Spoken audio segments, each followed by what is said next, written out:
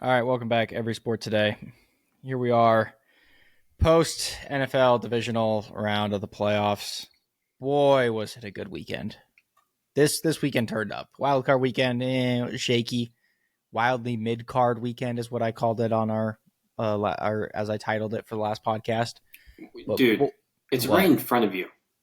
What's right? It's right in front of you. The mild card weekend. Oh, I didn't even think about that. Well, see, my mind goes mid card because I think like wrestling in UFC terms, and there's like a mid card, like it was the Intercontinental Championship of NFL weekends, and then this was the WWE World Heavyweight Championship. That's where my mind goes. Yeah, I missed. The only thing I know about wrestling is Stephen Flo. Steven. The best indie wrestler on the planet. Shout out Stephen Flo. Come on the podcast. All right, let's get to the NFL action.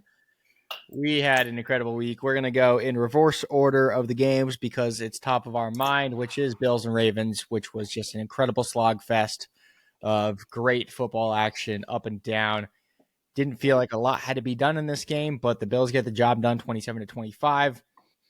Bills come out on top, and we'll get to the Chiefs side of things coming up soon, but the Bills were the better team today, and they ended up taking down this game. Yeah, they were the better team. Do you think they were the better team? I think they were the better team, even though like they didn't play great. They were the better team. I don't know, because the Ravens could get anything they wanted. That's fair. I mean, they had 3 turnovers, which one of them was like the second play of the drive. So you can't say that they were like moving the ball or anything on that because they had gotten -1 yard the play before. Yeah. The other 2, they were driving the ball really well. And it's just idiotic mistakes. I don't know how Lamar drops that fumble, and I don't know how the Mark Andrews one is kind of understandable, but still, given the elements, you got to keep 2 hands or keep your other hand close to the ball. Be wary when you're going across the middle of the field of holding it in one hand. He literally just came up and punched the shit out of his arm. I feel like that's got to hurt more than the announcer. Just getting an absolute flying fist to the hand has got to hurt really bad. Especially in the cold like that. Like I cry when I hit my hand on the counter by accident, like getting punched. By a 220-pound dude flying it. Like he's going 20 miles an hour flying and hits you in the hand as hard as he can. It's like going out and golfing, like early in the morning, like, while it's still pretty cold outside, you hit the ball weird and it just hurts your hands. It like vibrates through your hands. I imagine that it's the same thing when you're trying to like punch out a football and you end up just punching someone directly in the hand, or your hand punching that football out could also hurt because it's freezing outside. Yeah, that sucks. Anyways, it was 2 bad turnovers by the Ravens, and so I think that's why I say more than anything else that the Bills were better in this game, because kind of like you texted me, the Ravens just kept shooting themselves in the foot, and you're not going to beat the Chiefs by continuously shooting yourself in the foot like that. It felt like they were the team that was more likely to just make bad mistakes and cost themselves the game, and that's exactly what happened in this matchup. And if they were somehow able to skate by, it's probably likely that they would have done it against the Chiefs too. So that's how I feel about the matchup, but the Bills get the job done. How do you feel about the Bills coming out of this matchup? Do you feel better, worse, kind of the same as how you felt before, especially when it comes to the idea of beating the Chiefs in the AFC Championship game? I think the fact that before the game it was like, oh, Taron Johnson's back, Taylor Rapp's back. Well, yeah. It was short-lived. It was fun while it lasted. and they're gone. And they're gone. Yeah. So it'll be interesting to see what they do defensively. I mean, this Ravens team, they're a better offense than the Chiefs, I would say. They are. I think they have more weapons. At least I think Lamar and Derrick Henry have been more effective this season than Mahomes and Travis Kelce. The Chiefs have won more games, but it's certainly not because of their offense of firepower. Yeah. So I came away a little impressed with the Bills' defense. They made plays. I mean, you can't just say that they didn't make plays. the forced interception that led to, I don't even think they scored off of that, but the No, they forced didn't. interception, Yeah. they got the sack that led to the fumble, the punch out, like those are heads up plays that the defense made. That the punch out and the fumble might not have been like entirely the creation of the Bills. It might have been Ravens' mistakes, but they were able to capitalize on mistakes and they were able to find gaps in what the Ravens were doing to create opportunities for themselves. Yeah. And that's what is going to be hard against the Chiefs. The Chiefs don't make mistakes, but I don't think they're going to be able to move the ball as effectively as the Ravens. But we'll see. Where the Bills concern me is if they get a lead against the Chiefs, I don't think they're going to be able to hold it. They weren't very Yeah. effective at holding this lead. I don't know. I honestly, if I'm the Bills, I'd rather the game be tied going into the fourth and them having to like kind of make a drive where they're not watching the clock or I don't know. See, yeah, I don't know. Because, like, I look at Josh Allen's numbers and I look at their weapons today, and one receiver over 20 yards receiving yards, 127 through the air for Josh Allen, 16 for 22. Like, he was efficient, but they weren't like going down the field. They weren't really doing anything like offensively. Obviously, they ran the ball pretty well, which is kind of, I mean, it's the recipe that we've been talking about for the Bills all season. You got to run the ball well if you're the Bills, and they did it well in this game, and that's what was able to get them there. But like, I don't know, to your point, they were leading for a lot of this game, and they were running the ball, and they were running the ball pretty efficiently all game, but it didn't feel like they were holding the lead very well. So I just don't really understand like how you can be running the ball efficiently with a bunch of different guys. I mean, Ty Johnson had a few good rushes. Ray Davis was good. James Cook obviously is their lead back, but like they were just, I mean, Josh Allen, of course, doing Josh Allen things. Like they were running the ball pretty efficiently in this game, and yet they could not really hold on to that lead super like substantially. I mean, obviously they held on in the end, but like they weren't continuously dominating the ground game or anything. So Did yeah, I you know don't the know. Bills had a 4 minute drive that went 18 yards this game? That's crazy. That is wild. Yeah. Um, Was that in the third quarter? yeah. Yeah. I mean, their last two drives, they go field goal, field goal. Mm-hmm. So where were they? 1st and 10, bad run, a couple incomplete passes, end up kicking the field goal. That one, they didn't really have a chance.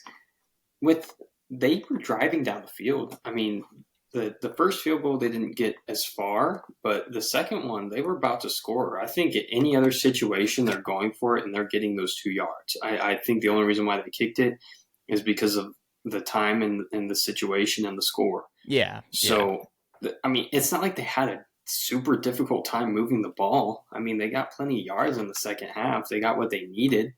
Um,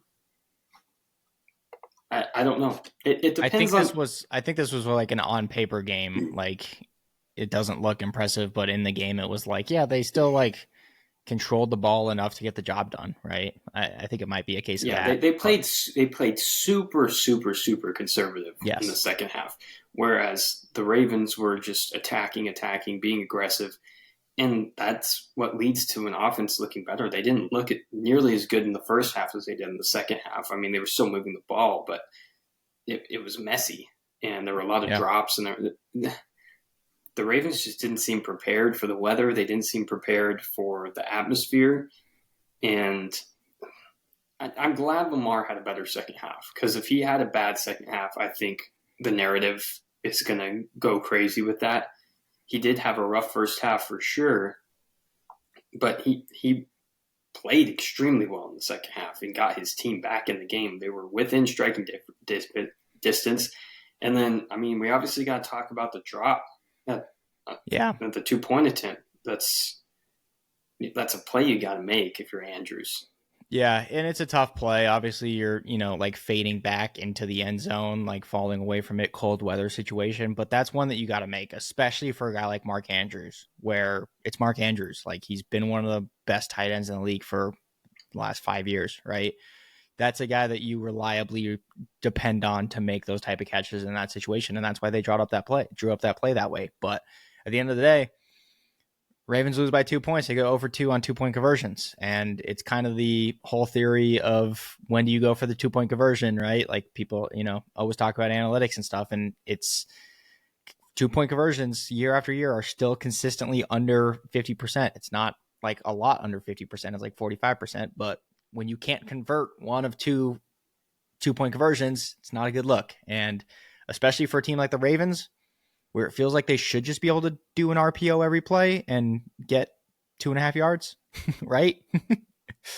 And they went completely away from that too. Yeah, this game. exactly. They ran how many did they run? I didn't even except for the one drive where they just ran it straight down their throats. They were running RPOs all the time on that play on that drive, and it was just runs. And it felt like this was like a narrative claim game almost in the first half. Like they didn't run any RPOs in the first half. And what are you doing that for? That's not what Lamar's not going to win MVP in this game. Yeah. The season's over. You're not going to prove anything. Just win. It's more important to win than anything. Why are you not calling the play that's literally been your bread and butter all season? There's not a more dangerous play in football from outside of the 15-yard line than a Ravens run play option. Exactly. 6 carries in this game for Lamar. Feels like he should probably be doing a little bit more on the ground, especially in a ice game. It wasn't really a snow game. It was more just like frost on the ground, That's what was making the ice visual effects, more or less. Or the snow visual effects, I should say. Speaking of snow, I think that's it on this game, right? We'll talk about the Bills more when we talk about the Chiefs matchup, because I think that's going to be a big part of the conversation. So, speaking of snow, Eagles-Rams. This started out as an interesting game. 7-13 at the end of the first, and then the snow starts coming down, and everyone goes, ooh, here it comes. It's starting to pick up. They were saying that it was going to happen, start of the second half, but it really started coming down there at the end of the first half, and you can kind of see everyone was just kind of like on the edge of their, like everyone was on the edge of their seats, just waiting to see how this game played out, because we knew once that snow was coming down, it was going to get funky. And boy, did it become funky after that, because the first quarter was relatively tame, 7-13, missed Jake Elliott extra point, nothing new. And then the game got weird once the snow started, and it was exciting and it was fun. And Saquon Barkley did his thing and led the Eagles to another victory. And it got interesting there for a second, but at the end of the day, Saquon had 2 just massive runs in this game, and Jalen Hurts had a massive run in this game, and that was purely the difference, is that you can stop the Eagles as much as possible. You can limit them as much as possible, but they will have 2 or 3 breakout plays every game that they win. That's kind of their winning recipe, and we've seen it time after time again. So what was your biggest takeaway from this game? Was it just, once again, Eagles, couple breakout plays, and that got the job done for them? Or was it just, boy, this was a really fun game? It was really fun. It was awesome. Very entertaining. Unfortunately, yes. I spent the first half in Home Goods and Living Spaces, because I thought the game started at 2. And a Home Goods / Living Spaces, or like both of them? No, I went to Home Goods. We got some pasta bowls and doggy bags, like the kind you pick up dog shit with. And then we went to Living Spaces to look at couches, and we didn't find anything, so we're stuck with our shitty Wayfair one for now. Okay. Anyways, where'd you get that plant behind you? I just planted this into the carpet. Just from outside, you just dug it up and put it inside? Last week. Okay. It has real olives on it. It's pretty impressive. I eat them all the time. You should pitch this to Mr. Beast with his Team Trees thing. Just Team Trees, but it's just I plant trees in my carpet in my ground. Continue. I drill through the concrete subfloor. That'd actually be sick. Create a hole in the ground. Get a larger one of those things that they punch out the golf holes for, and just punch a hole through your floor. Put some, seating down, and then just grow a tree in your house. That'd be sick. Nick, I know you've never tried to do anything through concrete. Listen, ladies and gentlemen, Nick's not much of a blue collar kind of guy. I'm not, but I don't think I've ever seen him. I don't think I've ever seen him do anything blue collar in our years of friendship. I'm blue collar when I need to be. What's I the can put most blue together collar shit. thing you've done? I've fixed multiple tires that I blew out on the side of the road by That's not myself. blue How is collar. that not blue collar? I'm talking about like yard work, like I don't know. I mean, I used to Like, mow my family's dude, yard there's every like there's day. like 25-year-old girls that can change their tires. That's not like a blue collar thing. I'm just saying, like, I can, like, like, Have you ever used a weed eater? yes. I mowed my family's yard. That was like one of my chores. I did that every month. I had to do it once a month. Okay, Yeah. fair. I can put together an IKEA desk. I'll tell you that much. That's as blue collar as it gets right there, brother. Blue collar meaning blue collar with like a bright yellow shirt, kind of like what you're wearing with the Sweden colors. Yeah, just got a bowl of meatballs and a cinnamon roll. Yeah, exactly. All right, continue about this game. Dude, I didn't know what I was talking about. I mean, the Rams are so fun. Yeah, Here's the thing: is that I really don't want the Eagles to play the Chiefs because I know they're going to lose. If the Rams were, I feel more confident if it were between Stafford and Daniels because I know one of those guys has a chance at beating Mahomes. yeah, I don't think Jalen Hurts can. He's averaging like 175 yards per game in the playoffs. yeah. It's not good. I don't know why he can't throw the ball in the playoffs like he can in the regular season. At least like it's not even like 3/4 of what he does in the regular season. It's worse than that. He's thrown It's the ball for significantly worse. he's thrown the ball for over 200 yards one time since Thanksgiving. That's crazy. And it's the fact that the Eagles just don't need to put the ball in his hands. I Yeah. think the Eagles are more effective when the ball is in Barkley's hands or literally the other team's hands Oh, than 100%. it is Yeah. with Jalen Hurts because their defense has been that good. Yeah. It's mind-boggling, especially in the snow. When you get a snow game like this and you can force turnovers pretty easily and so on and so forth. Yeah. Here's the thing. The Rams are fun. We talked about it last week. We wanted the Rams Lions just because the Rams are fun and just because they're entertaining. And wow, am I getting blown up on ESPN for ads about Jaden Daniels jerseys? It is insane. And just all Washington jerseys. That's just all NFL Shop is pulling up on my ESPN page right now. We'll get to that in a minute. But Matthew Stafford's fun. Kyron Williams is really good.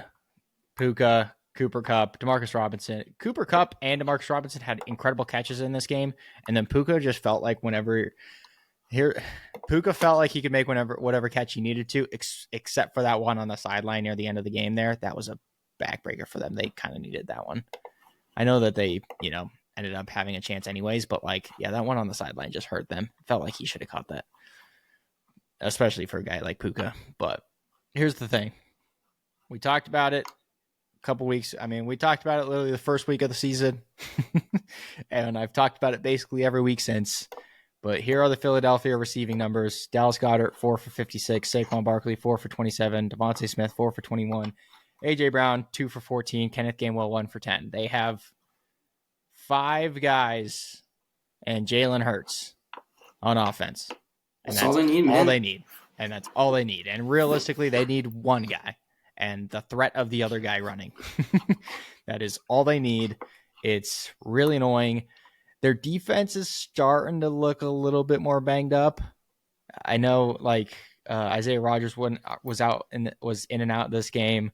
Who was the other one who went out? Quinyon Mitchell, who's been reliable for them all season. He went out in this game. Obviously, we'll have to see if Nakobe Dean's back, who I've talked about for years now being really good. But they've still got their core. They've still got Slay. They've got Bond. They've got C.J. Gardner-Johnson. They've got Carter. They got Carter. I mean, Blankenship. Yeah, they have their core guys, and yes, they're banged up, but they'll probably still be fine throughout all of this, right? So, I mean, you look at this game, and it's like, man, how the fuck do the Eagles fumble, or how the fuck do the Eagles get a safety from the 8-yard line? Yeah. That's insane. Without a fumble, they got a safety from the 8-yard line.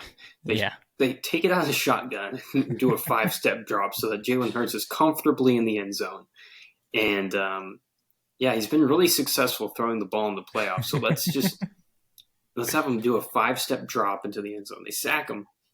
At that point in the game, you're like, wow, the Rams are going to win. We're going to get a freaking 4-6 matchup Yeah. in the conference championship game. I was for sure the Rams were going to win the game after they got that safety. I thought so too, actually. And they go fumble in the next two possessions, and all that the Eagles needed after those two possessions was a combined. Let me do the calculations. I'm terrible at quick math. 28 yards between two drives. They needed 14 yards a drive to get 6 points. Yeah. Like, it's insane. It took up so much time. Took up like 7 minutes of game time between the two fumbles and the two field goals. And that really is what killed the Rams. They couldn't get anything going after that because they're playing against the clock at a certain point. So they start trying to throw the ball. They get sacked. It just went completely wrong for them down the stretch. And that's really what the playoffs has been thus far. It's like the team that does not make mistakes wins. There's not been a team that has made several mistakes that has won. Like, exactly. If any of these games, I can't think of a team that has made at least 3 crucial mistakes and not lost. See, and the difference is the Eagles make the same type of mistakes, similar to like the Ravens had today, but they also just have, like, they might have 3 mistakes, but they are also going to have 3 plays that are just explosive and unstoppable, and that change the game entirely, right? And so you have the game-changing negative plays, but then you have the game-changing offensive plays, and it's about avoiding the game-changing negative plays, which the Eagles are not good at, and it's about creating the game-changing offensive plays, which the Eagles are good at. So they balance each other out pretty well. That'll be kind of the interesting part, and we'll pivot this into the Commanders conversation against a team who doesn't feel like they make a lot of the bad plays, and they do make a lot of the really, really impressive plays, at least from what we've seen in the past, especially these last couple weeks. Basically, the last time they played a game where it felt like they made a bunch of mistakes was the last Eagles game, where they ended up winning because they turned the ball over, 5 times in that game and ended up coming out on top. So we're getting a rematch of that matchup. Before we talk about Jalen Hurts did go out with the concussion in the first quarter of that game too. Yeah, of course. And so that's why, like, I throw that game out. Like, I know people are going to talk about it relentlessly. Oh, the last time they played, the Commanders beat the Eagles. Like, people are going to talk about that relentlessly. I throw it out. The Commanders turned the ball over 5 times. Jalen Hurts goes out in that game. And the Commanders, even though they were playing against a backup quarterback and turned the ball over 5 times, they came out on top. Like, but it just, I don't know. It doesn't mean anything to me. It's a throwaway game. This game is not a throwaway game. The Commanders 45-31 over the Detroit Lions in Detroit. This is the most impressive win by a football team this year, and I don't think it's close so far. Would you agree with that? That's fair. Yeah. Yeah. Like, this, I understand the concerns about the Detroit Lions defense, but what I saw from this game was absolutely incredible. And I want to start on the Detroit side of things, because I want to ask you this. Ben Johnson might be gone. Aaron Glenn might be gone. I've personally talked about my issues with Dan Campbell as a head coach, talking about, he's a great motivator. I don't know how great of a head coach he is. We'll see who they can replace as coordinators, but Jared Goff's not getting any younger. You have your key guys in Laporta, Gibbs, and St. Brown who are young, who will get better. But I wonder if they are going to be missing out on their championship window now, losing 2 incredible coordinators like they have. Obviously, you don't feel that way about Aaron Glenn, but I think it's a conversation to be had that this was their best chance to win a Super Bowl, and we'll have to see what this team looks like coming back next year. Do you agree or disagree?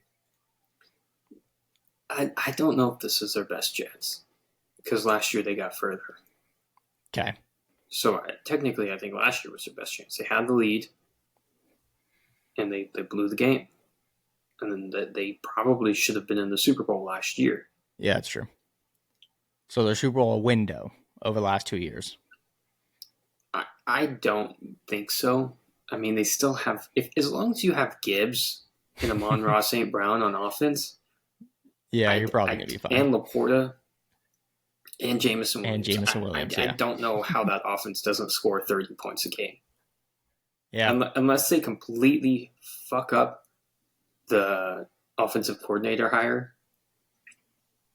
Right, I don't really know Robert how they are Saleh. not. He's going to the Niners He's going to as the their freaking offensive Cowboys coordinator. as the head coach. That's where he's going. I'm Um, fully convinced that's happening now. By the way, the head coach of what? that Robert Saleh will be the head coach of the Dallas Cowboys. I'm fully convinced in this. By the way, I feel like you've been fully convinced of like 6 different people being the Cowboys coach yeah, but like this one. this time.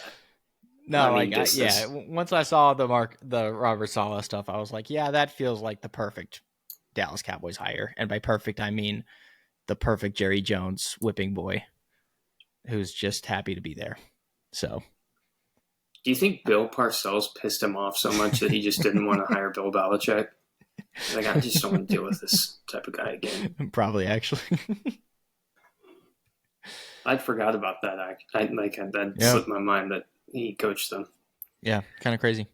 Fuck, dude. I really hope they don't mess up their coordinator hires. Yeah. This team, like, even, I mean, the offensive guys, we talked about the offensive guys and how explosively incredible they are.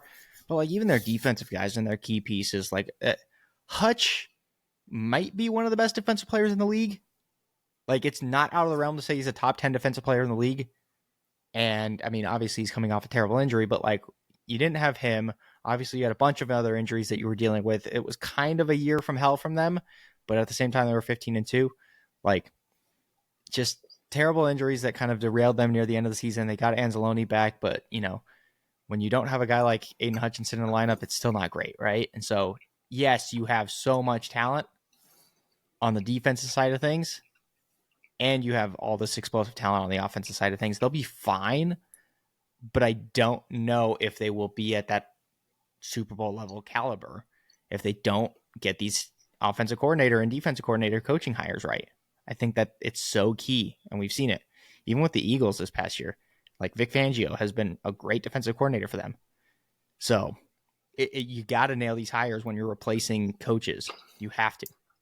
Yeah, I mean the Eagles definitely failed the year after they went, and yeah, everyone was blaming them, but they were quick to evaluate their decisions and realize, hey, this isn't working. We got to do something else. Even though they had like Matt Patricia as their consultant at the end of the season, which who the fuck would have thought that would go over well? How does he still have a job that's not at UNC with Bill Belichick?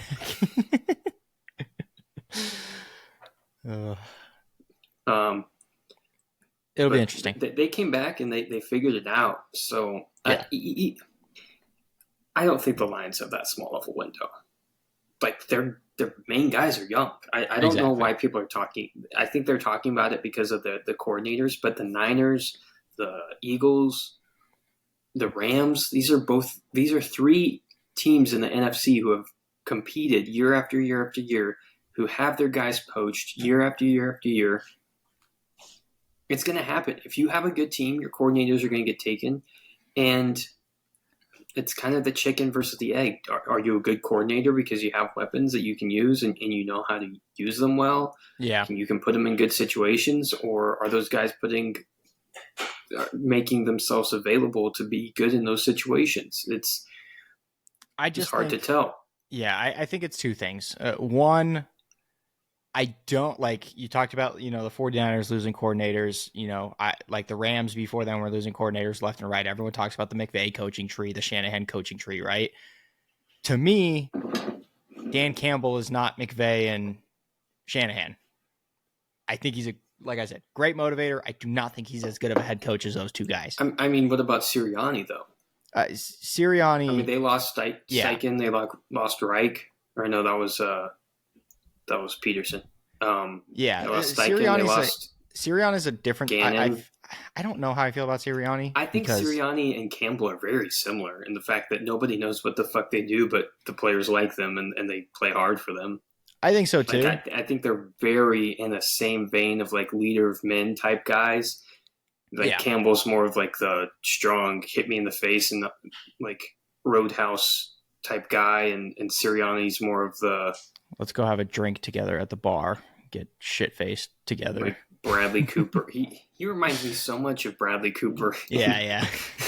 Silver Linings Playbook. Like Yes, he that's a couldn't good be one. more fitting for the Eagles. It's pretty hilarious. Yeah, But that's a good one. Here's I don't know, man. And the second thing is 30-year-old quarterback who nobody has ever really thought is like a Super Bowl winning quarterback, except for maybe the last 2 years because he's been in a perfect situation. So I like I don't know. I need to see it next year. I need to see Jared Goff with a new coordinator. Obviously, he's gonna have the same weapons and stuff, but I need to see it before I can like truly count them out. So they'll still be fine next year.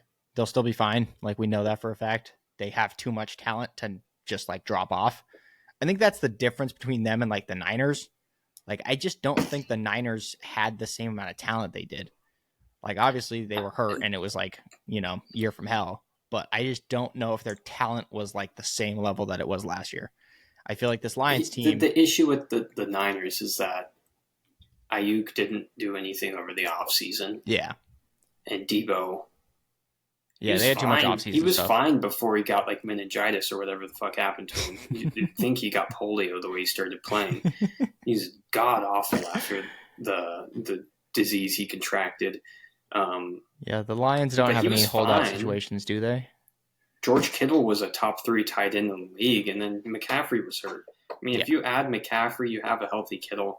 It really came down to their defense also being banged up. They just couldn't get Yeah. stops when they needed it, and their red zone offense looked like teams were figuring it out a little bit more. But True. I don't know. I think Who do you think's better, Brock Purdy or Jared Goff? I was reading this on Reddit actually. Dude, it's close. I think it's close too. And I'm not a Purdy guy, but like I don't think of Goff that highly to where I can confidently say that I think he's above Purdy. I don't know. And Purdy's think about they to get a would massive both- contract. I mean, if you go back to the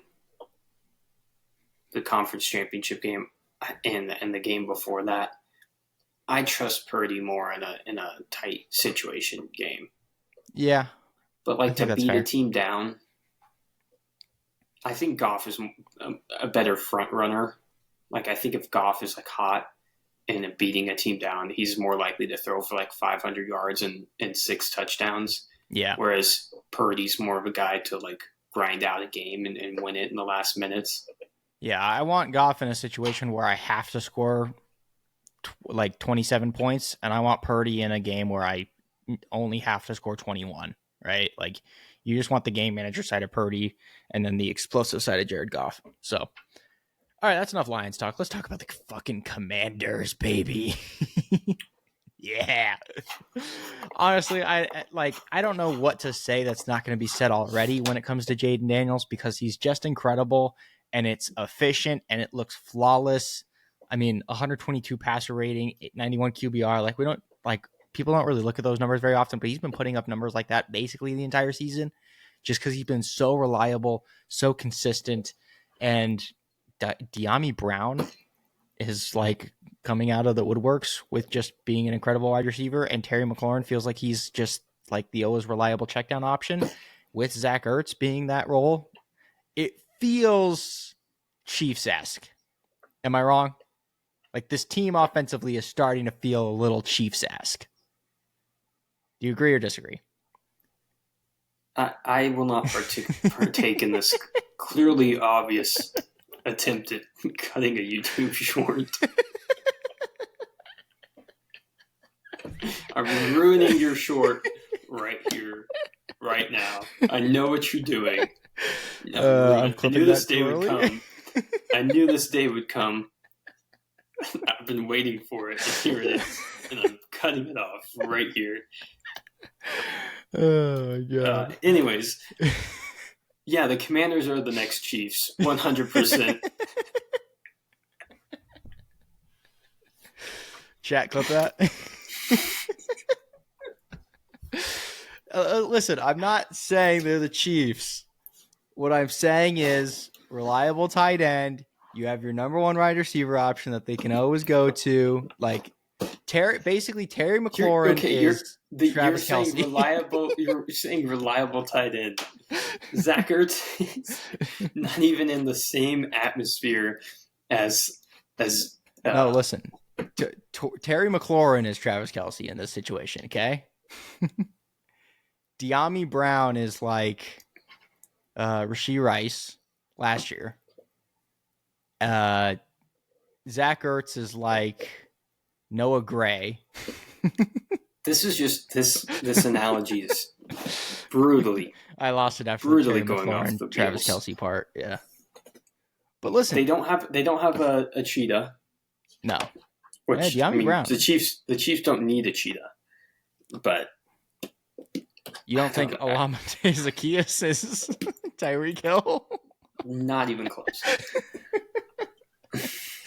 Oh damn! Well, that was my only other argument. Me of I can't remember if it's him or some other guy. And it's like he's cheering at every guy scoring a touchdown on red zone. They're like, Olamide Zaccheaus with the touchdown. He's like, yes. I'm like, who the fuck is Zaccheaus? That's funny. I don't know. They were good in this game, and they can do it multiple different ways, which I think is the best part of them. Brian Robinson, 15 for 77 on the ground, 2 touchdowns. He was good.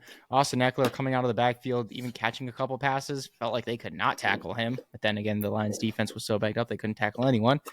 And then Jaden Daniels just doesn't when he needs to on the ground. Like, he had 16 carries in this game. It didn't feel like 16 carries. It felt like 6, where it was just like crucial plays that he needed to get like 5 to 10 yards, he was able to get them. And I feel like that's his recipe to success. And I think there were a couple plays like that down the end of the stretch where it was like clear and obvious that it's like, hey, Jaden Daniels, you can do this. Go do it for us, right? And they just have that faith in him and that trust to just let him run free with it. So they just do it so many. This is what a Cliff Kingsbury offense looks like without the intervention of Call of Duty. Yeah. Without a 5'3" quarterback. Without a 6-foot-tall quarterback who wears a sports bra and plays Call of Duty every November nonstop to the team's dismay. Is Jaden Daniels going to get Cliff Kingsbury a head coaching job? Probably, right? Another head coaching job, I should say. He's too young, man. Like he's too young to not get another shot at it. That's true. Well, especially if the Commanders who needs to get a fucking head coaching job is Steve Spagnuolo. I'm sick of watching this Chiefs defense just stop everybody. Someone figure him out. Yeah, that's true. Anything else on the Commanders? I glaze them up enough. We'll talk about them. In a preview. This is we saw this. I mean, we saw this exact game with the Bills. Bills did the exact same thing to the Lions. True. Yeah. If you have an air attack and you can throw the ball well, you can do this to the Lions. I mean, yeah, it was blatantly obvious after the Bills game. The Vikings, whatever the fuck they did, I don't know. I think, like we said, Sam Darnold's exposure therapy ran out, and he wasn't used to the moment. And this... I don't think it was predictable, but I'm not surprised. Like this outcome didn't surprise me at all. The way it happened, watching it, I wasn't like, oh shit. Like I could have believed this if you told me that Goff was going to melt down. The Commanders were going to throw it all over their defense. I mean, the Lions, you can't really pin this on Goff. They played well on offense. Their defense couldn't do fucking anything. The Goff turnovers didn't affect them nearly as much as the defense just being turnstiles. Yeah, they were bad. Embarrassing. So, we'll see. Yeah, I agree. We'll see what the Commanders look like next week. It'll be an interesting matchup. I think the thing about it is when you play the same team twice during the regular season, that third matchup is always everyone's ready for it. So, we'll talk about that. Let's talk about the Texans Chiefs. The Chiefs get the job done again, 23-14. There were some shenanigans at the end of this game with the running out of the back of the end zone that ended up costing the spread, which I think is funny, but I don't know. We've talked about, I feel like we've beat a dead horse with the Texans. I don't know how much else we need to say on the Texans. This felt like the perfect Texans game. And by perfect Texans game, I mean, if you were to like AI generate every Texans game from this season into one game and then like put it into a Madden simulator, it would have spit out this exact game. Like it just felt like the perfect encapsulation of the Texans season in one game. And they were fine. They weren't like terrible, but they just didn't do anything great. And their defense was pretty bad again. And their offense, CJ Stroud didn't have a passing touchdown. Like, obviously they're banged up, but I don't know. I feel like we've said everything that we need to say on the Texans. Do you have anything to add? Or can we just talk about, I feel like the Chiefs have glaring weaknesses. I came away from this game actually really impressed with the Texans defense,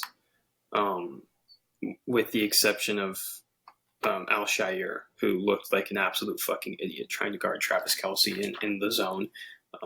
He was bad. Completely embarrassed on 4 plays that were absolutely crucial turning point plays. True. And if he shows up this game, I think the Texans might actually win. Because he gave up like a 50-yard reception that got the Chiefs down to the 2. He gave up the touchdown where Mahomes was definitely going to get sacked. And he was just lost. He literally lost the most important guy on the Chiefs to guard. And I'm sick of watching teams play the Chiefs in zone. I get the 2 eye thing, but just stick someone on him. He can't be that fast that you can't fucking just stick somebody on him one-on-one the entire fucking game. I feel like I haven't seen a team really try and do that since the Ravens last year. And it worked in the second half. Like the Chiefs couldn't do anything on offense. Yeah. The Ravens shot themselves in the foot. But whatever the Texans were trying to do with guarding him just wasn't fucking working, and they needed to adjust, and they didn't. And it was very frustrating to watch. I think that's why I say it's the perfect encapsulation for the Texans, because even on the defensive side, I mean, I'm not like, I guess I didn't mean to bash them for their defense, but like their defense has kind of just been like this all year, where it's like, it's good. A lot of their guys are good. Will Anderson's good. Stingley's good. Daniil Hunter's good. Like, obviously they got some like really good guys on their defense who played well, especially in this game, but it just didn't they didn't make any game-changing plays. They didn't do anything game-changing. And when you have a couple weak links who can get decleated like Al-Shaair did a couple times in this game, it doesn't lead to a lot of success. And, you give it 23 points to the Chiefs, but they did a good job in this game. It just didn't do anything like outstanding. I think that's the issue. So, but the Chiefs side of things, to that point, yes, the Texans played good defense, but like, I feel like there are some glaring weaknesses with this Chiefs team, and it's not Chiefs teams that we've seen in the past. They cannot run the ball consistently. They don't want to run the ball consistently. They've like gone away from wanting to like run the ball down people's throats. Isaiah Pacheco will not get 15 carries in a playoff game. I can guarantee you that. And so realistically, they have Travis Kelce, and they have the explosive plays to Xavier Worthy whenever they're available. And it feels like they're trying to force it to everyone else and get other people involved. Do you feel like this is a Chiefs team where finally, and maybe not finally, but like, I'm not saying like finally, like praying to God, like, thank goodness this is finally happening. It's more of like it feels like the guys that every year kind of step up randomly for the Chiefs just feel like they aren't stepping up. I mean, Hopkins, no reception in this game. Juju, no receptions. Hollywood Brown, no receptions. Like, I know it was Hollywood Brown's first game back, but it just feels like the first time that they're not having random guys step up. Do you feel that way, or do you just feel like it's the same Chiefs? I mean, it's been one game, but it seems like every game they just find the weakest link on defense. Like, there was a game, I can't remember which game it was that I was watching, and DeAndre Hopkins was the guy they went to because the guy who was on him was the weakest link on the field, and they lost because of that. I think it was, who were they playing? Oh, it was the Panthers. It was that Panthers game. Yeah. where the Panthers were real close to beating them, and they found that J.C. Horn was not having a good game. Mm-hmm. And they just went to Hopkins again and again and again and won the game because of that. The weak link on the field for the Texans was whoever was playing in the middle of the zone. Yeah. And more often than not, it was Shire. And, I mean, he got every bit of karma that he deserved for hitting Trevor Lawrence in the head this game. He looked a fool. The other thing we haven't mentioned is C.J. Stroud just taking terrible sacks, making terrible decisions with the pocket collapsing. There was a play right before they got down. I think it was before they kicked the field goal that they missed or got blocked. He held the ball. The clock was running the entire time. They were playing against the clock. He throws it, dumps it off to his running back, who had no lanes, nothing to do. Instead of just throwing it at his feet and basically making it, because he couldn't throw it away because he was in the pocket still, throwing it at his feet, keeping 15 seconds on the clock. Yeah. And then the next play, he takes a sack running forward towards the line of scrimmage. Throw it away. Throw it at somebody's feet. Again, like, he just did not have the pocket presence. He did not have the awareness, which are things that you typically don't see in a second-year quarterback, with the exception of Patrick Mahomes, a Jaden Daniels type guy. Wow, we're already giving Jaden Daniels that credit for a second year. That's pretty incredible. I mean, he looked significantly better.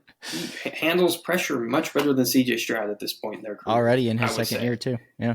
I mean, isn't he a year older than Stroud?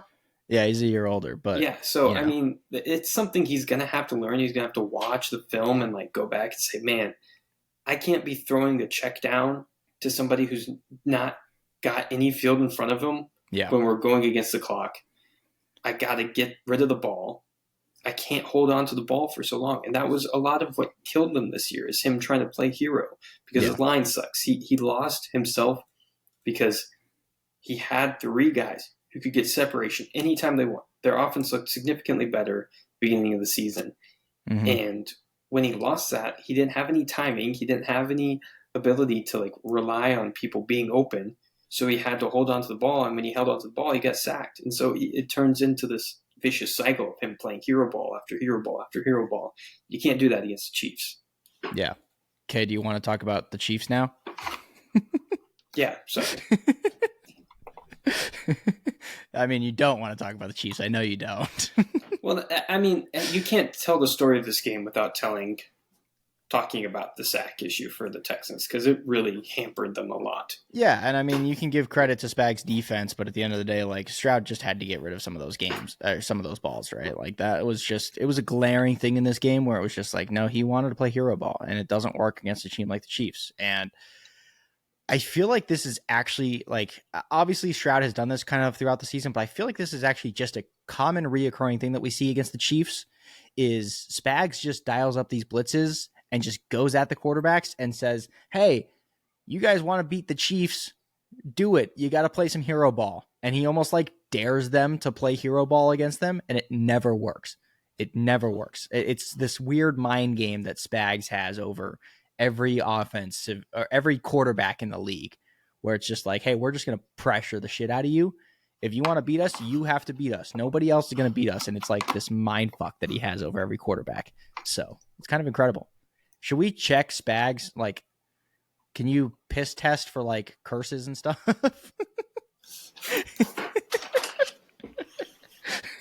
You take a genealogy. Oh yeah, he actually descended from Salem. He actually comes from a line of witches.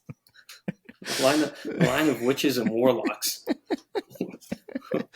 Quite the ancestry on this guy. It's amazing. But yeah, the Chiefs, they get the job done. I don't know. I don't know if this is Chiefs fashion or not. They didn't look sloppy in this game, having not played since Christmas, having not like really played since Christmas. But I kind of said I said last week that they were going to come out slow, and it was going to be a slower version of the game from a couple years ago. But they looked fine to start. They didn't do anything incredible, but they also just haven't had to do anything incredible all year. or for the last couple of years, and yet they just kind of keep getting the job done. So Yeah. I do think they need guys to step up, though. They're going to need DeAndre Hopkins and Hollywood Brown. Maybe not Hollywood Brown because he's just coming back, so we can give him a little bit more slack. But like Pacheco's been back for a few weeks now. They're going to have to get him involved in the run game properly, or just use Kareem Hunt properly. And they're going to have to get guys like DeAndre Hopkins involved. They just have to. I don't see them winning. They're not going to succeed with Pacheco. He's clearly still not. He's like 80% at best. Yeah, but they can still get him involved better. Like it just doesn't feel like they're using him like efficiently at all. They're not using him because he's not. It makes no sense to me why they don't just ride Kareem Hunt. He's been good. Well, yeah, just use him. True. Yeah, he was better this game. He's been better every single game I've watched them play since Pacheco's come back. Yeah, Kareem Hunt has looked better. So signing I of the year? I think I texted that to you. He's got to be the signing of the year. Yeah. Or do you think it was Teddy Two Gloves coming in for that one play for the Lions? Coming from high school head coach back to backup quarterback for the Lions. It's got to be one of those two. I really wanted to see Hendon Hooker out there. So I actually kind of wanted to see Hendon Hooker too. Who's a Hendon Hooker, guys? Who's a different backup quarterback that could go to the Lions next year? Just in case, like, Goff sucks. I'm out of options. Tony Romo. Get him back out of the booth. What are the backup quarterbacks in the commercials? Colt McCoy. Yeah. Jacoby Brissett. Please God, no. Please no. What's the one where they back up?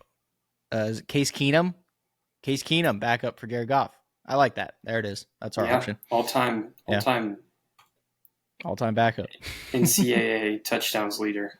True. All right. Because Cam Ward's doesn't count because he played a fucking righteous bishop for 2 years. Fucking bullshit. It is stupid. All right. Conference championship week is upon us. No more Saturday games. We got 2 games on Sunday, and then we got the Super Bowl right after that. How do they do conference championship? Yeah, okay. So conference championship is Fox, CBS, no matter what, and then they cycled the Super Bowl through NBC, right? Yeah, like I think so.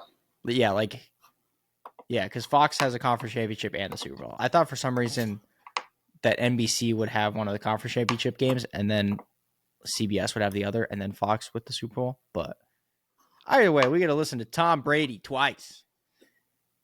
Can I say something?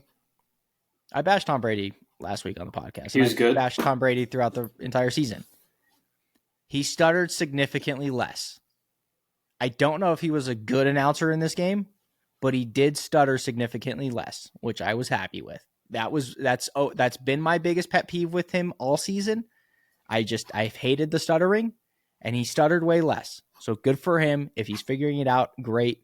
Also, most of the time for the Super Bowl, I don't actually listen to the announcing, so I'm kind of okay with that because you're always at like a Super Bowl party or something, right? So credit to Tom Brady for not stuttering as much. Credit to him. All right. Commanders, Eagles. This is the Fox game. This is where we get Mr. Tom Brady in the booth. Philadelphia is favored by -5.5 in this game. Over-under is 47.5. That feels low. 39 degrees is what the radar says right now. I kind of don't want this to be a snow game. I just want it to be a cold game. I don't want to see Jaden Daniels have to go out there in the snow, personally. But we'll have to see what the defense looks like for the Philadelphia Eagles side. I think that's going to kind of be a game changer between now and when the game actually starts. But what do you have in this matchup? Who do you like? What is your keys going into it? The keys are Jalen Hurts just being there. You know, like showing up, attending, and I'm watching these guys play. Just standing, yeah. Handing, looking at the field, maybe throwing a slant or two. Yeah, you know. Just being present. That really feels like all he has to do. Their Dolphins somehow work. Like, I think Tanner McKee looked better as a quarterback. Oh, Tanner McKee 100% looked better. That dude should be a starter next year. Quarterback. But I think Jalen Hurts is like so risk averse. Jalen Hurts does not own any stock. He doesn't own any meme coin. He doesn't own an expensive car. Yep. He's just got like a Toyota Camry, It's a bunch of CDs, a couple treasury bonds. He doesn't own anything high risk. Nope. He's a very risk averse kind of guy. Yep. Just drinks chamomile tea every day before bed. Wakes up, eggs and toast, the regular. He's got to be the plainest motherfucker in the league. Like, true, yeah. And he's just an elite game manager at this point. I don't know what it is. I don't know what he's doing, but they're not like trying to be an explosive offense at all. No. And it's working. And it's mystifying. It's boring as fuck to watch, but whatever. Yeah. We'll see how it turns out for them. I think the key in this matchup is going to be turnovers. Not on the Commander side, because Jaden Daniels is obviously going to risk a couple things, but it feels like when the Commanders' defense is really clicking, they're forcing turnovers. I don't know what it is about Dan Quinn's defenses where they just are able to force turnovers consistently. And I think that's going to be a key thing in this matchup because Philadelphia does not turn the ball over. So if you get a couple Philadelphia turnovers, it's not going to be a good sign. Obviously, Commanders turned the ball over 5 times in their last matchup and won the game. So I don't know how much it'll matter on the Commander side, but when the Eagles turn the ball over, they're usually not a good team. So keep an eye out for that. And the Commanders like to force turnovers. So I got the Commanders. What? Dude. I'm picking the Commanders.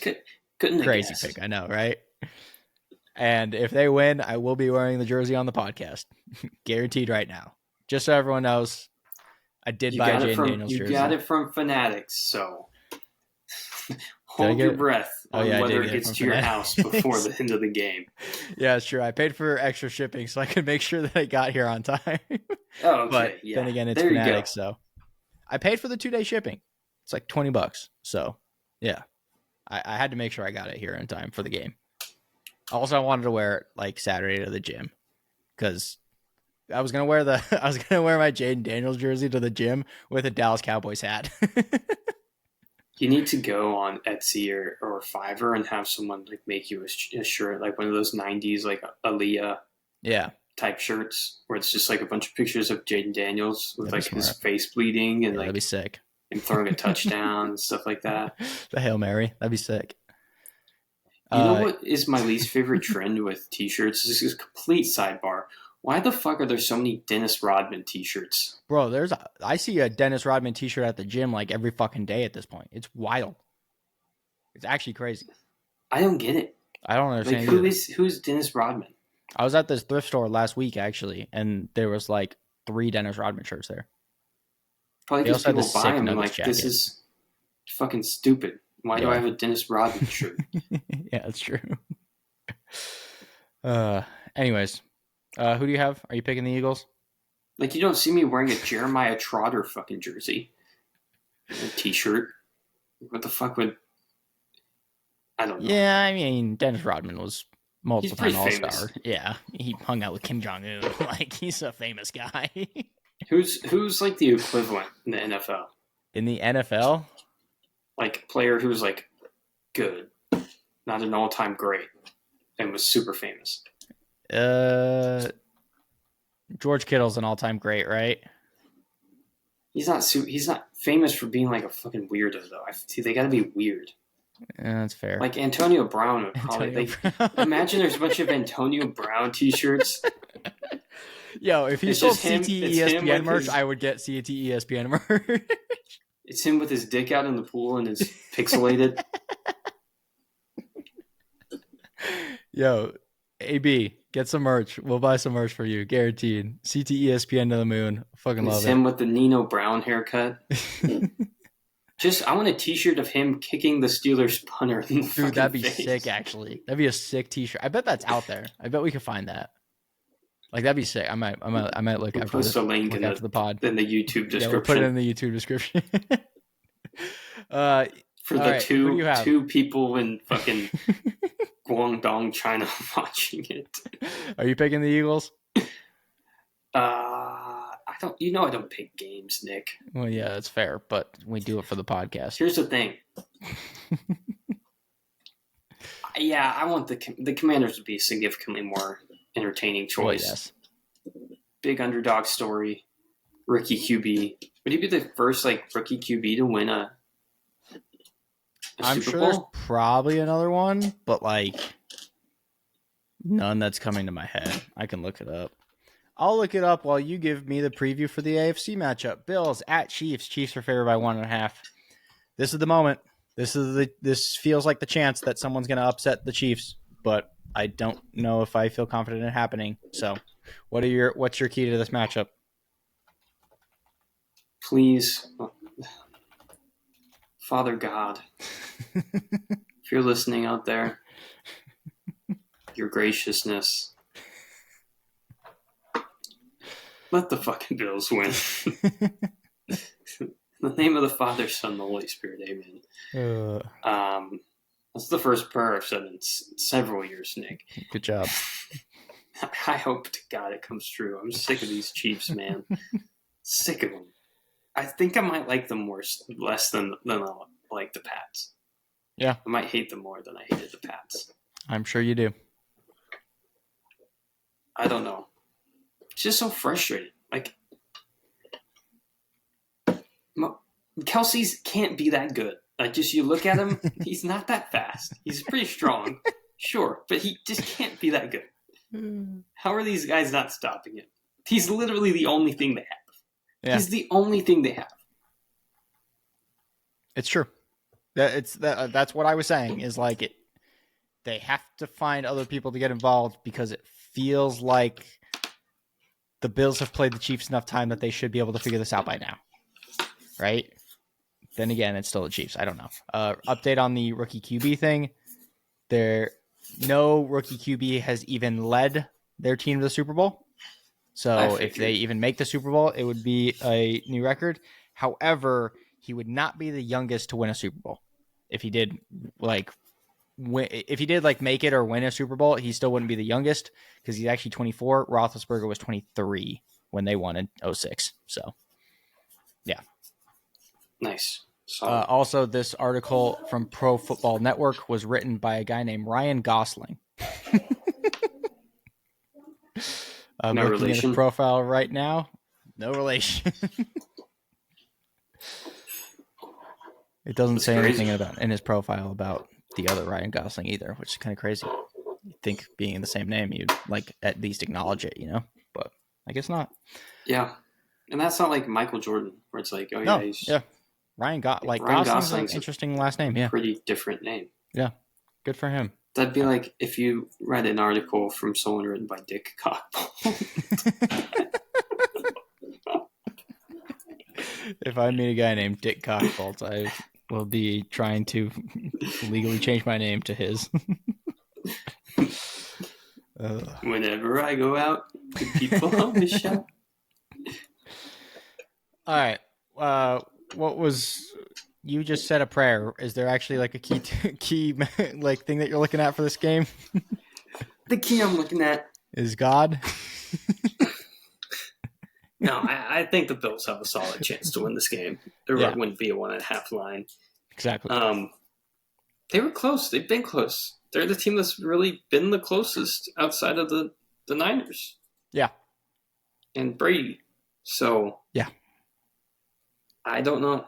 I really want them to get over the hump. But I have 2 words just right here in my frontal lobe. Can you guess what they are?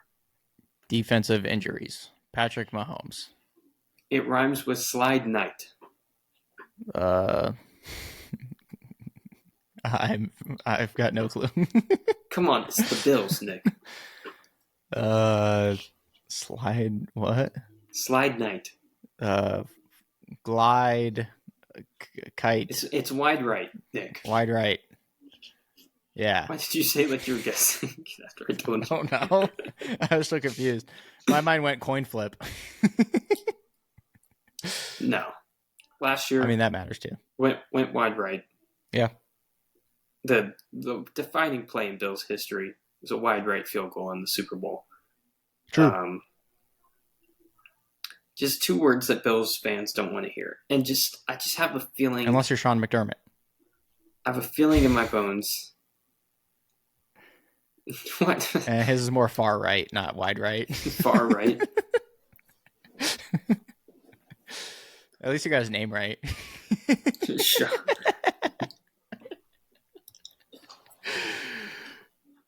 Yeah, don't miss a field goal right.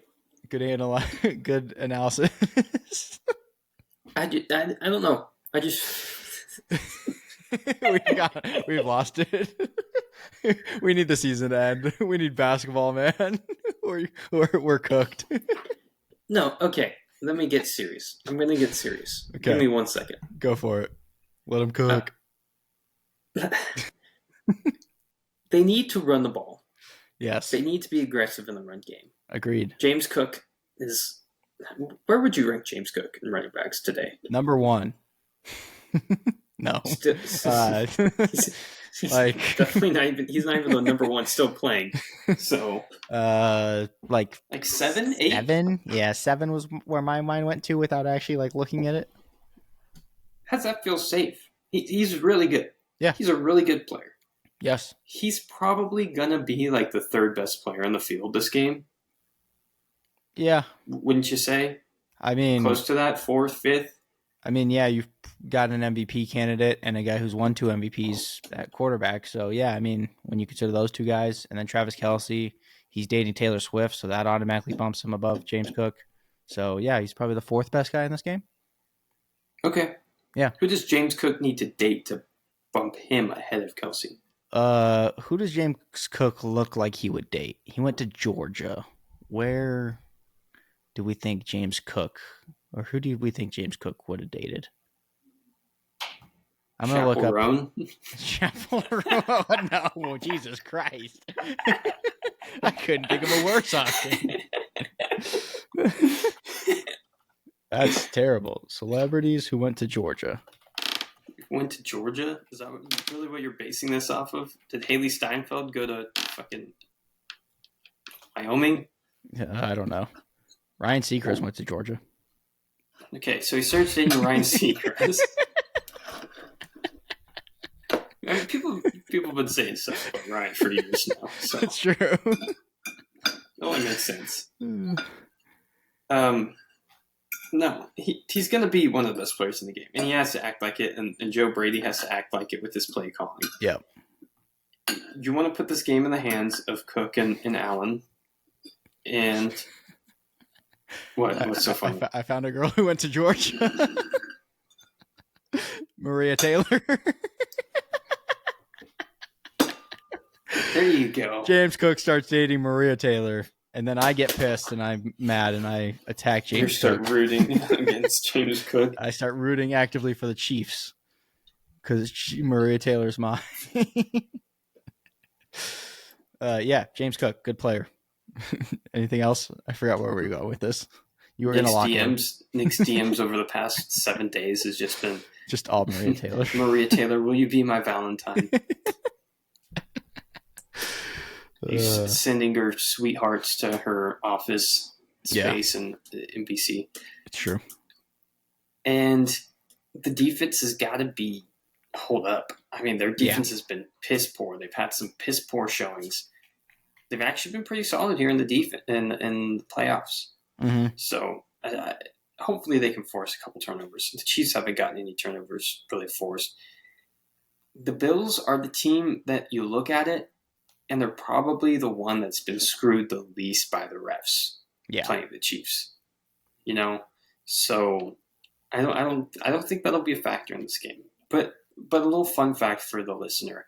Go ahead. The Chiefs have, I think, 98 penalties to their opponents' 126 since 2018. So they're getting about 2.5 penalties spotted to them a game. Yeah. Which, you know, one time is one time, but after a while, it starts to become a pattern that people notice. And there's a reason why people get mad about some of the calls the Chiefs get. They never get like a detrimental holding call. If you've noticed, like in the playoffs, it never happens to them. It happens to other teams. They hold a lot. All teams hold a lot. Just seems like they don't really get those types of calls. That's something that to look out for in this game. But I think what it really comes down to for the Chiefs is just playing good defense and not letting the Bills score more than 20 points. Yeah. If the Bills score less than 20 points, they're going to win. I don't foresee a game that's less than 20 points with the Chiefs winning. I don't see a game where it's over 20 points and the Chiefs win. I don't think the Chiefs can win a shootout at this point. Yeah. I think it's got to be like 23 or more for the Bills to score if they're going to win this game. Just because I feel like that's the number that we've seen the Chiefs at all year is just like 23. Like 17 to 23 is basically where like all their games have been at. So I feel like if the Bills could put up like a 27, they should win this game. Question is, will they? Can they? How many hexes has Spagnuolo put on Josh Allen in this matchup? I don't know. How long do hexes last? Like, are the hexes from a couple years ago still like in the back of Josh Allen's mind or in his conscious? Can we get like a sage ceremony to like exile the demons from Josh Allen before then? I don't know. Sage the field, Yeah, for sure. We even though it's the Chiefs' field, you still sage it. Did Kyrie do that when he played the Celtics? When he wasn't on the did. Celtics Yeah, anymore? Right. Yeah, you're right. I think a little. What's the game where you put your fingers down and it tells you what's when you put your Ouija. Oh yeah, the Ouija board. Get a Ouija board action. Out. Yeah, I like that. Seance. You know, yep. I think witch's brew. True. Here's what they need to do. They need to put 3 twigs, the pubic hair of a virgin, an eyelash, a squirrel's tail, and a fox's skull into a pot. What about Travis Kelce's skull? Can they just take his head off and throw it in there? That would probably help them win.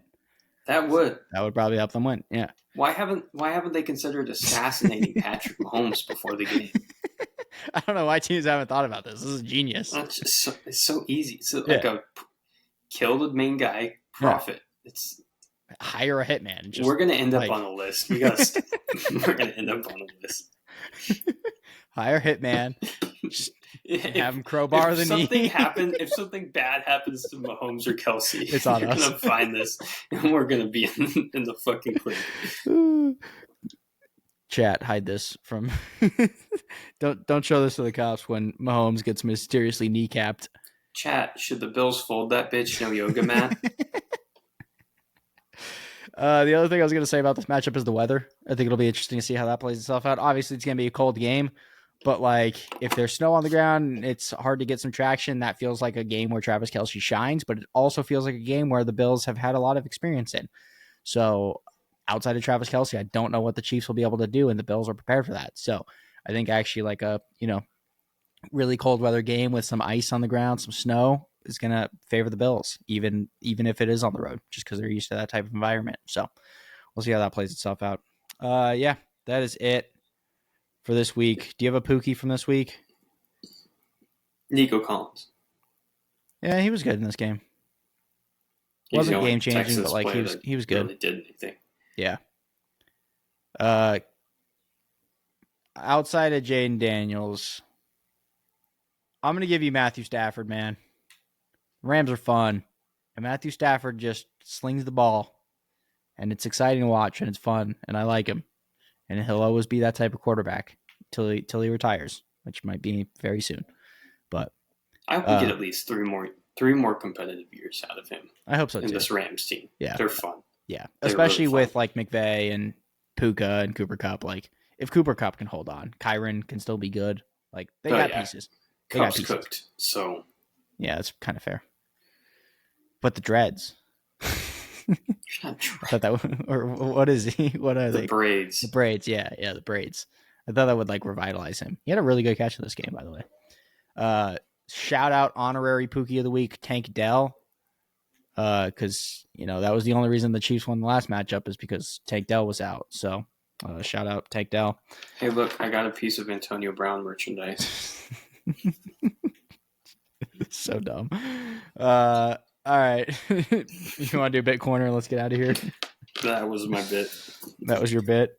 No, hold on. I have my bit is I'm just gonna start saying the same bit every time for bit corner.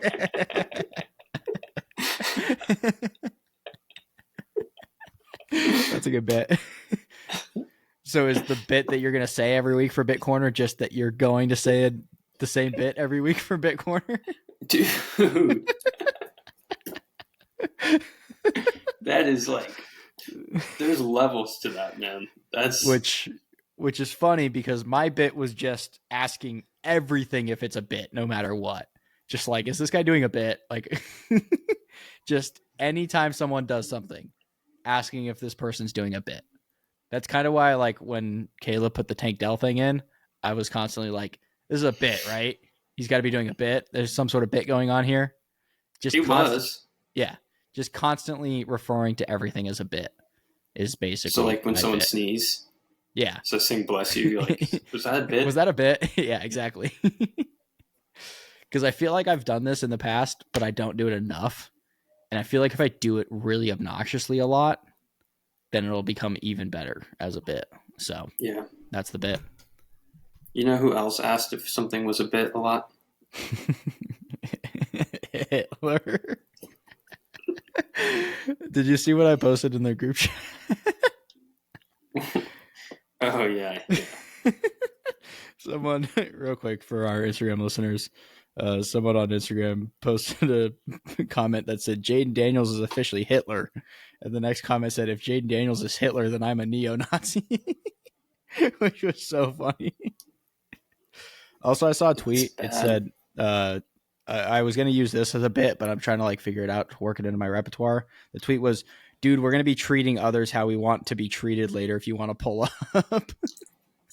And so I'm thinking about just like anytime someone wants to hang out, just be like, yeah, we're, I don't know, some sort of like Bible verse or something if you want to pull up.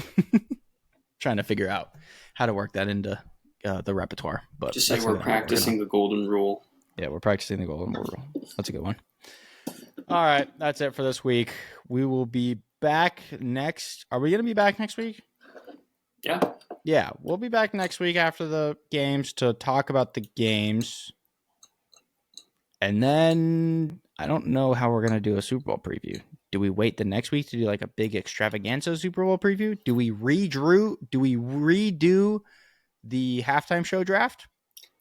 Yeah, the sound quality wasn't that great on the last one. Yeah, that's true. I was on vacation, so I think we should redo it. We could redo Get it. Back to the drawing board. We could. And I get the first pick this time because you took my pick. We could find like a different like strategy of doing it. We could do a draft of like best songs, because then it's like deeper than that. We could do best songs. I was also thinking like draft your perfect halftime show with like different categories. So like vocals, like sound, like actual songs that are played, dancing, like visual effects, and you just draft like one Super Bowl for every one of these categories. Do you see what I'm saying? We could talk about this offline, but we could do that. That might be fun. Yeah. I don't know if you see what I'm saying, but like, no, I get you. That might be going in deep with it. Or we present our own Super Bowl halftime show, our dream halftime show. Yeah, we could do that with kind of those song same 5 order, things. Everything, guest appearances. We could do that, and we critique each other's halftime shows. My dream halftime show, Coldplay again. Just the exact same thing. They play Yellow 6 times in a row. Everything's yellow. With Viva La Vida, and then that's it. No Bruno, no Beyonce. No, you bring back Bruno and Beyonce, but they also just sing Yellow. That's my halftime show. Genius idea. All right, that does it for the podcast. Next week, whether they win or lose, I will be wearing my Jaden Daniels jersey because I paid $120 for that shit. So guarantee I'm going to be wearing it. That's also kind of a bit, by the way. I wanted to get the Jaden Daniels jersey because of the game. Instead of game worm, game worm. Game worm. Fair enough. right, that'll do it for the podcast. We will see you guys next week. Later.